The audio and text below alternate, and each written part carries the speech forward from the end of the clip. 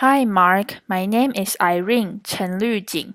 My student number is SO441023. The title of the speech is Martin Pistorius, How My Mind Came Back to Life and No One Knew. My level is freshman at NCUE.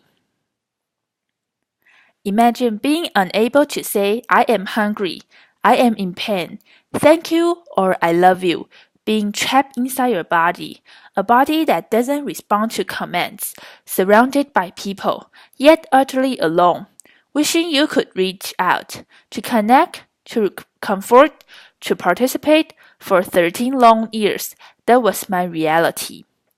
Most of us never think twice about talking, about communicating. I've thought a lot about it. I've had a lot of time to think. For the first 12 years of my life, I was a normal, happy, healthy little boy. Then everything changed. I contracted a brain infection.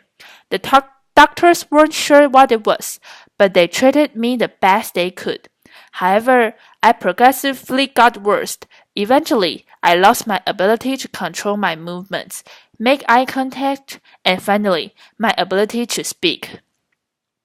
While in hospital, I desperately wanted to go home. I said to my mother, "When home?" Those were the last words I ever spoke with my own voice. I would eventually fail every test for mental awareness. My parents were told I was as good as not there, a vegetable having the intelligence of a 3-month-old baby. They were told to take me home and try to keep me comfortable until I died. My parents, in fact my entire family's lives, became consumed by taking care of me the best they knew how. Their friends drifted away. 1 year turned to 2, 2 turned to 3. It seemed like the person I once was beginning to disappear. The Lego blocks and electronic circuits I loved as a boy were put away.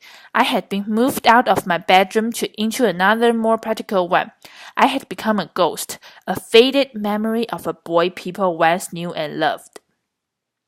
Meanwhile, my mind began knitting itself back together. Gradually, my awareness started to return. But no one realized that I had come back to life. I was aware of everything, just like any normal person. I could see and understand everything, but I couldn't find a way to let anybody know. My personality was in tune within a seemingly silent body, a vibrant mind hidden in plain sight within a chrysalis. The stark reality hit me that I was going to spend the rest of my life locked inside myself, totally alone. I was trapped with only my thoughts for company. I would never be rescued. No one would ever show me tenderness. I would never talk to a friend. No one would ever love me. I had no dreams, no hopes, nothing to look forward to. Well, nothing pleasant. I lived in fear and, to put it in bluntly, was waiting for death to finally release me, expecting to die all alone in a care home. I don't know if it's truly possible to express in words what it's like not to be able to communicate. Your personality appears to vanish into a heavy fog and all of your emotions and desires are constricted, stifled and muddled within you. For me, the worst was the feeling of utter powerlessness. I simply existed. It's a very dark place to find yourself because, in a sense, you have vanished. Other people controlled every aspect of my life. They decided what I ate and when, whether I was laid on my side or strapped into my wheelchair. I often spent my days positioned in front of the TV watching Barney reruns. I think because Barney is so happy and jolly, and I absolutely wasn't. It made it so much worse. I was completely powerless to change anything in my life or people's perceptions of me. I was a silent, invisible observer of how people behaved when they thought no one was watching. Unfortunately, I wasn't only an observer. With no way to communicate, I became the perfect victim, a defenseless object, seemingly devoid of feelings that people used to play out their darkest desires. For more than 10 years, people who were charged with my care abused me physically, verbally, and sexually, despite what they thought, I did feel. The first time it happened, I was shocked and filled with disbelief. How could they do this to me? I was confused. What had I done to deserve this? Part of me wanted to cry and another part wanted to fight. Hurt, sadness, and anger flooded through me. I felt worthless. There was no one to comfort me. But neither of my parents knew this was happening. I lived in terror, knowing it would happen again and again. I just never knew when. All I knew was that I could never be the same. I remember once listening to Whitney Houston singing, "No matter what they taken from me, they can't take away my dignity." And I thought to myself, you want to bet?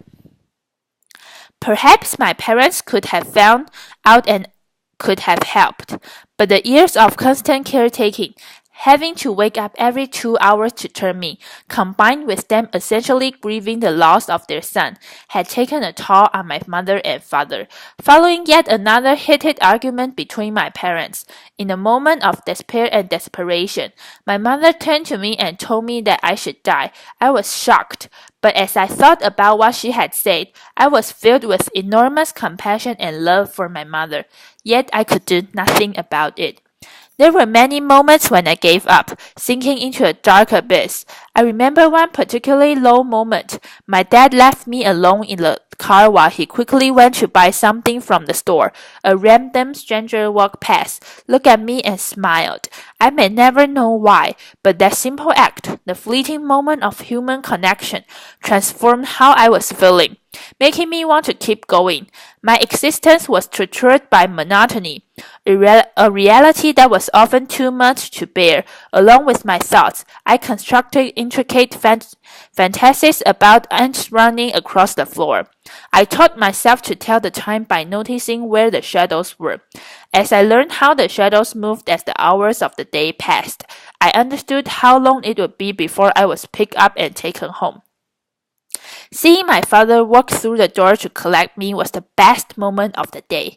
My mind became a tool that I could use to either close down to retreat from my reality or enlarge into a gigantic space that I would fill with fantasies. I hoped that my reality would change and someone would see that I had come back to life. But I had been washed away like a sandcastle built too close to the waves, and in my place was the person people expected me to be. To some, I was Martin, a vacant shell, the vegetable, deserving of harsh words, dismissals, and even abuse. To others, I was the tragically brain-damaged boy who had grown to become a man, someone they were kind to and cared for. Good or bad, I was blank canvas onto which different versions of myself were projected. It took someone new to see me in a different way, and aromatherapist began coming to the care home about once a week, whether through intuition on her attention to details that others failed to notice.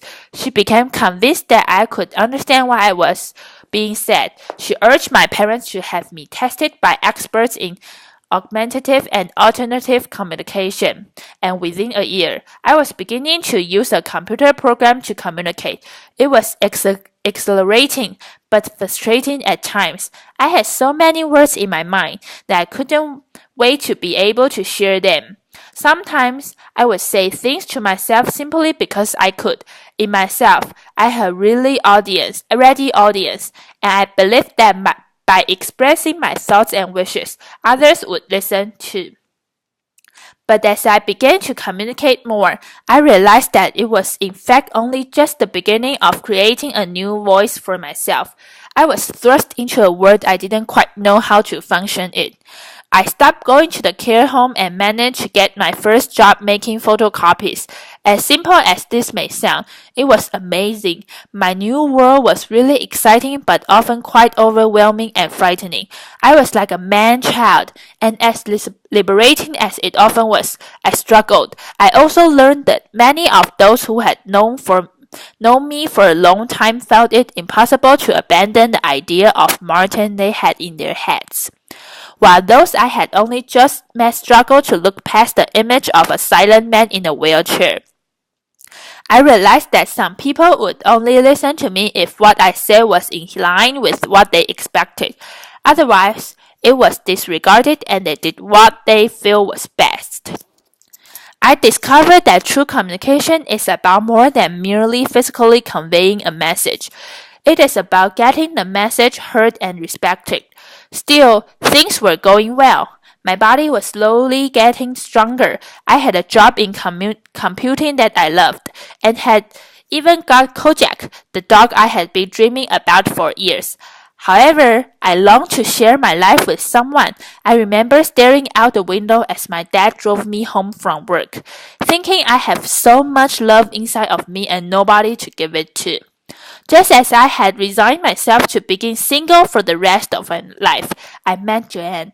Not only is she the best thing that has ever happened to me, but Joanne helped me to challenge my own misconceptions about myself. Joanne said it was through my words that she fell in love with me. However, after all I had been through, I still couldn't shake the belief that nobody could truly see beyond my disability and accept me for who I am. I also really struggled to comprehend that I was a man. The first time someone referred to me as a man, it stopped me in my tracks. I felt like looking around and asking, who? Me? That all changed with Joanne. We have an amazing connection and I learned how important it is to communicate openly and honestly. I felt safe and it gave me the confidence to truly say what I thought. I started to feel whole again, a man worthy of love. I began to reshape my destiny. I spoke up a little more at work. I asserted my need for independence to the people around me. Being given a means of communication changed everything. I used the power of words and will to challenge the preconceptions of those around me and those I had of myself. Communication is what makes us human, enabling us to connect on the deepest level with those around us, telling our own stories, expressing wants, needs, and desires, or hearing those of others by really listening. All this is how the world knows who we are. So, who are we without it? True communication increases understanding and creates a more caring and compassionate world. Once, I was perceived to be an inanimate object, a mindless phantom of a boy in a wheelchair. Today, I am so much more. A husband, a son, a friend, a brother, a business owner, a first-class honor graduate, a keen amateur photographer. It is my ability to communicate that has given me all this.